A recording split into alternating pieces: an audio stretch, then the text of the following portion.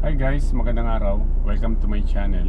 And for today's vlog, maglilinis tayo ng intercooler turbo. So guys, kailangan nyo lang ng socket wrench, 12mm, tsaka kailangan natin ng screwdrivers. So kailangan na rin natin ng yung panglinis ng intercooler natin. Kailangan natin ng gasoline. So let's go guys. Nandito sa ilalim yung intercooler guys. Ayan. Ito. Ayun. So kailangan natin ng 12mm sa pagbaklas nito. Kasi may tornilyo yun nandun sa ilalim. Ito yung hood ng Montero. So ito kailangan natin ito baklasin. So ito yung mga lock nya. Ito. So ito tanggalin natin itong pinaka harap na to. Pinaka-grill ng Montero. Tapos mula dito sa lock na to guys, pinaka-mahirap na rin tanggalin itong may lock din dito na maliit sa gilid na to.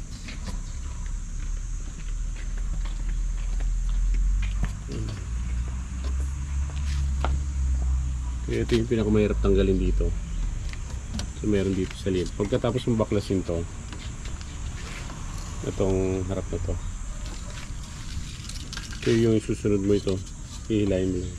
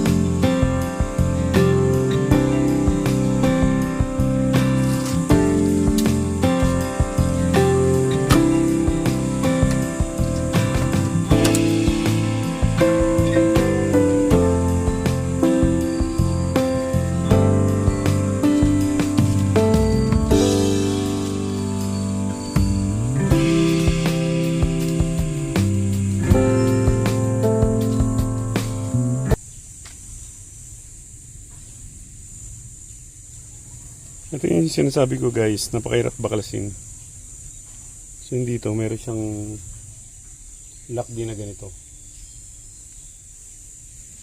Ganito rin yung lock niya dyan. Yung dito, ang hirap dukutin. Yan dyan, nakalagay din dito. Basta ibabaw. Pagkabaklas yun. Yun, dito. Yan lang yung hirap dukutin. Nandito lang yung intercooler. Turbo.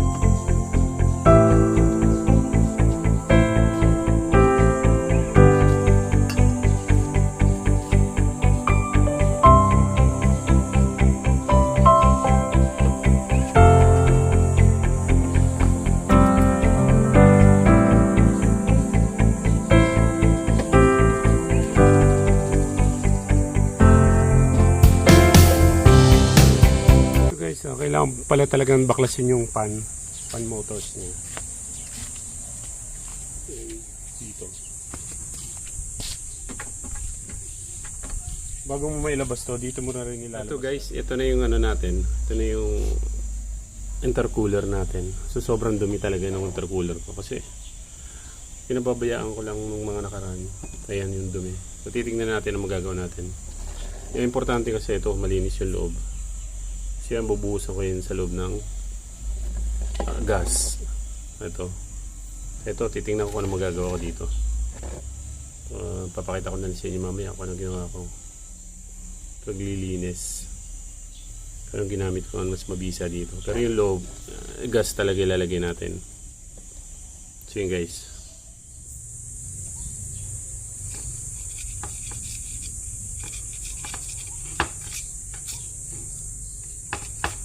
Ito guys, yung pins, ingatan nyo to na huwag itong madali o magkaroon ng bukol-bukol ay ng ano, matumayupi. Itong pins guys, ingatan nyo to. Ito na lang linisin nyo.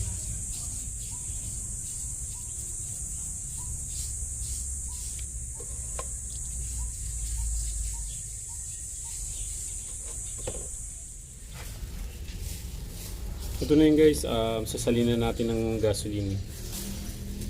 So gumamit kayo ng plastic para pang cover nyo bawat pagkabila. So ito yung balot nyo na lang. Kung wala kayong gloves, ito na lang plastic. Ito po, protection sa kamay.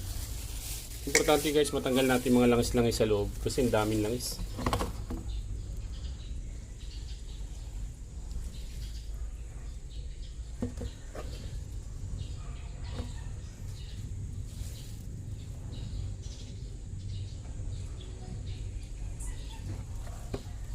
Yun, sinalinan ko na.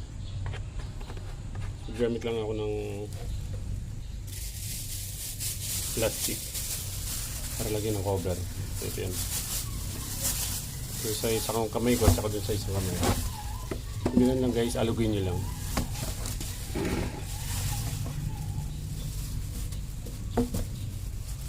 Alugin nyo lang, linisin yung loob.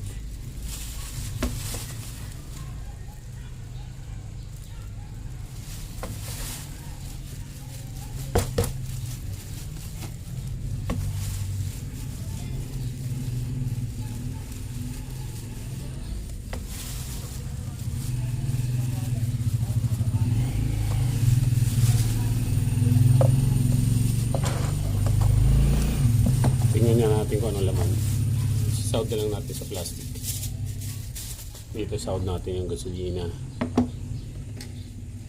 Tingnan natin ano laman.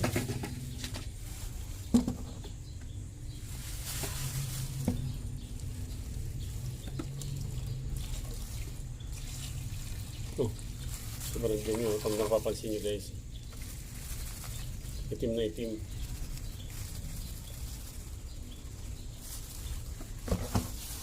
Grabing itim. Buhusan natin ulit.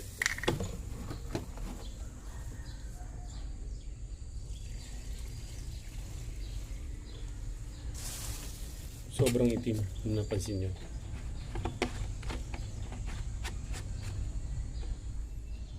So ngayon guys, tingnan natin yung laman. Medyo malinis-linis na compare kanina. Tingnan nyo guys. Ito nakita nyo. Yung red yung gasoline na yun. Tapos tingnan nyo pumapatak. Nawala na yung black. Tapos try natin ng pressurized to. Mga pins nya.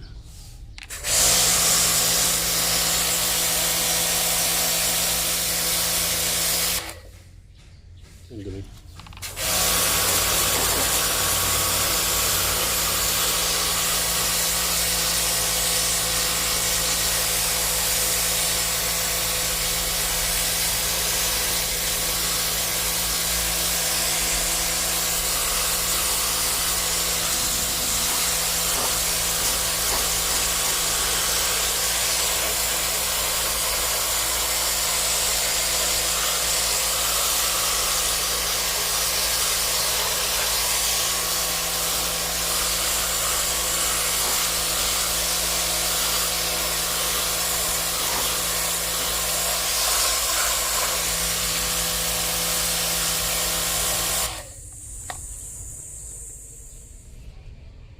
Ayun na guys, pinatuyo ko na yung, ito na yung pinatuyo natin na ito na yung intercooler natin na nilinis.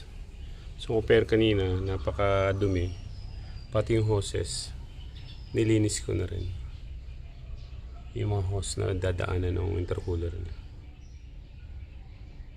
So yun guys, tara, kakabitan natin.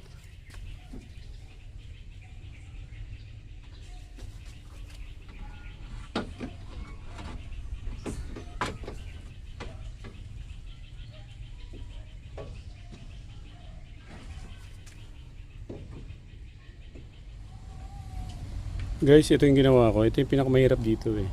Yung pangalawang tornilyo, yung thread na nando sa kabila. So yung isa dito, madali lang yung isa.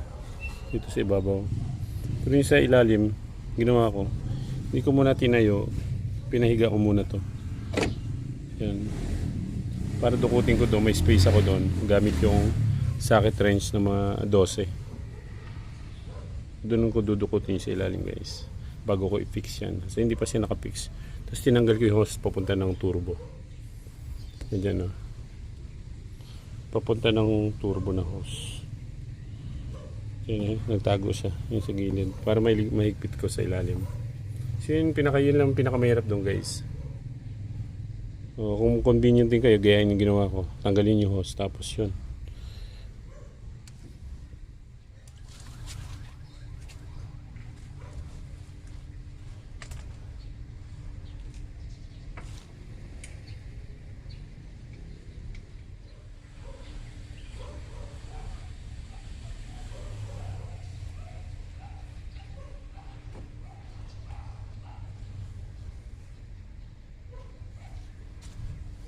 Okay guys, gamit tong socket wrench na maliit. So yun yung panghigpit natin.